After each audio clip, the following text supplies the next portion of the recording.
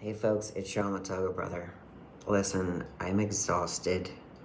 We just traveled six hours from the States to South America. I am in Peru right now. I'm in a city outside of Lima. Obviously, I don't want to disclose where I am, but that's going to be the case for the next few days. Being on the spectrum, sorry guys, I'm wiped out. Being on the spectrum, there was a lot of things that I was concerned with, and I wanted to share my thoughts. So first, going from my departing city to here, I just needed to make sure I had my passport, which I do. I have it right here. Doesn't really have a stamp or anything. Didn't really need a visa to be able to be here. But it is valid. I have it all for me.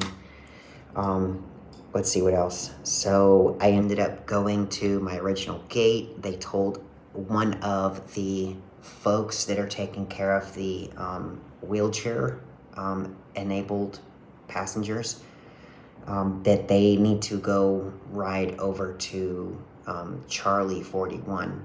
And when I overheard that, I noticed the departure sign changed, and I went and told my whole gate area, hey, you need to check your gate assignments because our gate has changed. It's Charlie 41. They're like, oh, what? So, yeah. And then I waited there at the gate area for what felt like forever. I got a really far back seat initially, and I was like, okay. Well, at least I'm going. And then about 10 minutes later, I get a notification saying that I got upgraded to first class and I was in row 2. Now, for those of you guys that aren't aware, I ended up having to take a 767-300. It was a pretty big wide body. It's not our biggest wide body we have, but it's a big wide body. So we took that, and they put me in, section row 2. I went and one of the seats. I went ahead and had some wine. I went ahead and had some drinks.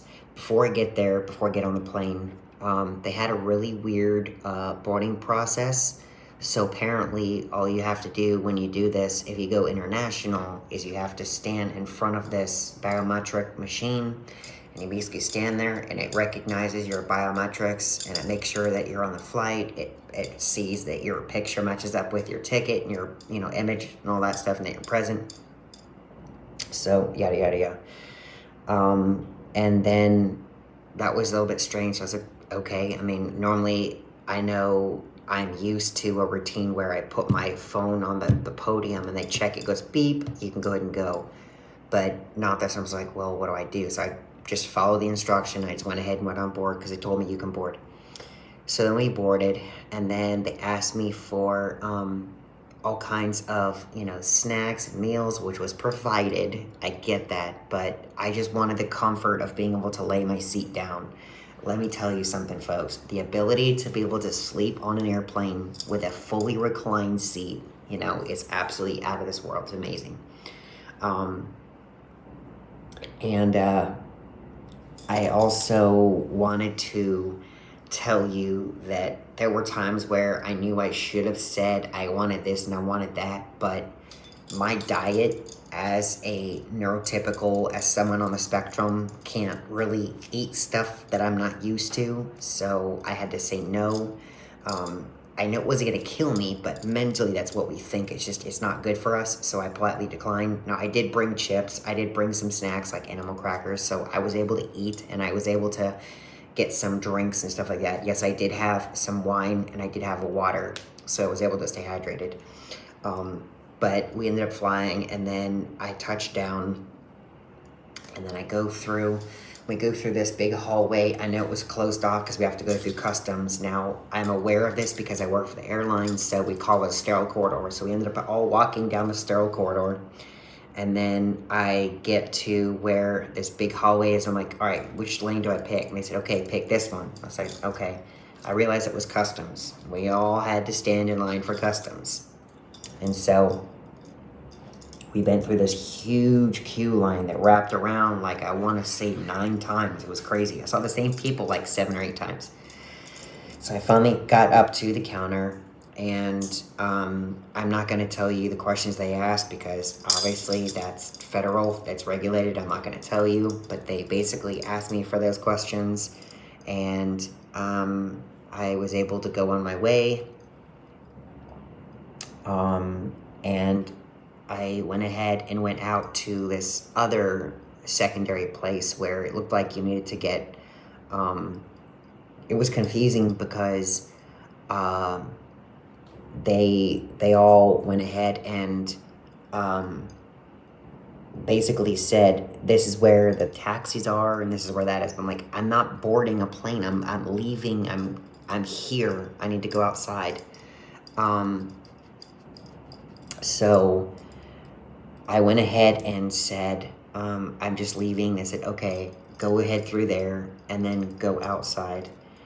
And then after that, I realized that there was another hallway that we ended up having to go to outside to the main baggage area. And then I walked outside, and then I ended up having to call an Uber. No, I picked up an Uber, and there wasn't really a lot of time to be able to find the spots. There's not really a lot of like understandable places to find them. So I was like, oh, that's my car. But he went around. I'm like, daggone it.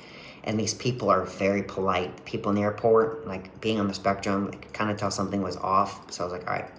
So I kind of told them, hey, I'm in this one right here. And, just let you guys know, there's going to be a lot of people trying to con you into asking you for, this prize and this prize and this prize and that prize. Stay focused. If you have your reservation, be thorough and be negligent. So I did that, and then I got into his car finally, and he drove me. Didn't really know much English, didn't really know much Spanish. And so I got dropped off here at the front, went ahead and gave him, my passport, my ID, and all that stuff, got checked in. I did order an extended room because I'm going to be here until Friday, and so I'm leaving on Saturday morning.